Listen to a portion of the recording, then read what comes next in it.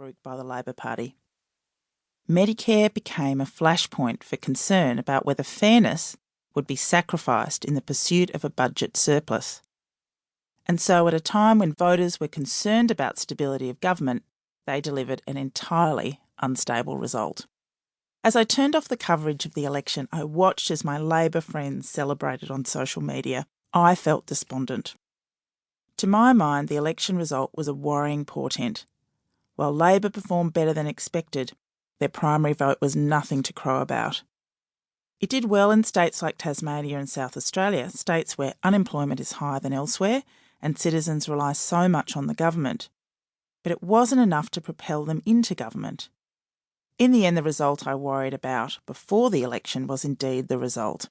A slim Liberal National win with Malcolm Turnbull, a promising and moderate Liberal, weakened as a leader.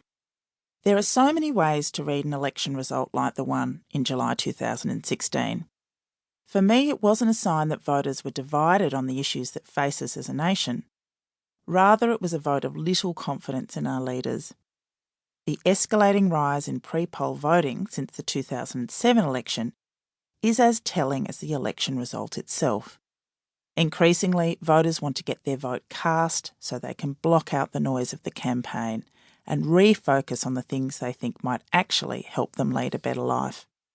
While the election result gave me cause for concern, if we step away from the mess of party politics, there is much to celebrate. This book is, in a sense, a celebration of who we are.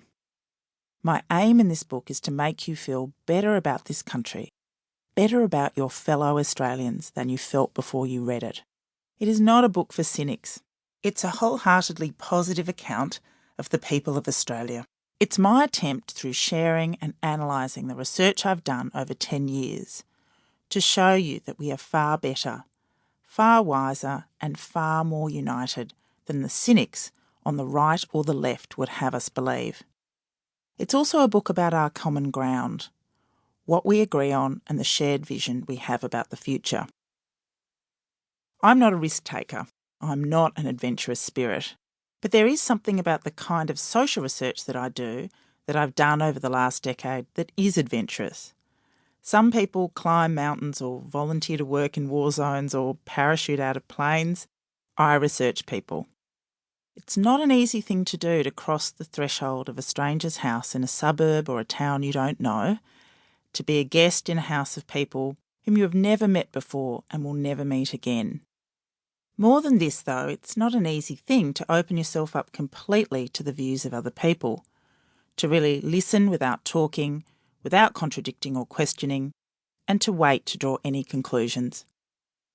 As a child, my favourite pastime on car trips or on the bus to school was to stare out of the window at the houses lined up next to each other and wonder who lives there and are they happy. My job as a social researcher is a more systematic and thorough version of this childhood impulse to know what happens behind the closed doors of the country. The main way I've conducted research over the last decade differs significantly from how most market and social research is done.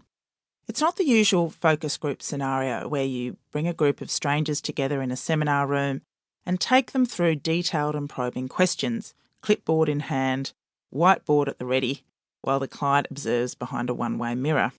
Instead, I mostly visit groups of friends in their homes or wherever they normally meet to socialise. I sit among them, on the couch, at the dining table, on the floor, and ask them to talk about whatever subjects and issues are preoccupying them at the time.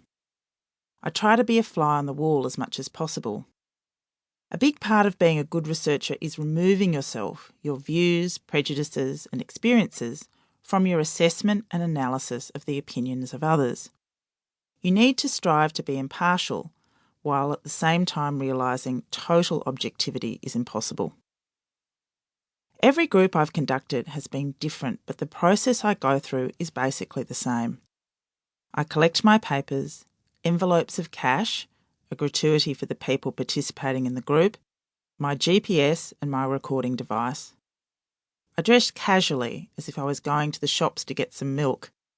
No makeup usually, and I often wear my glasses and my hair up in a tight bun. The key is not to stand out, to make myself as unremarkable as possible.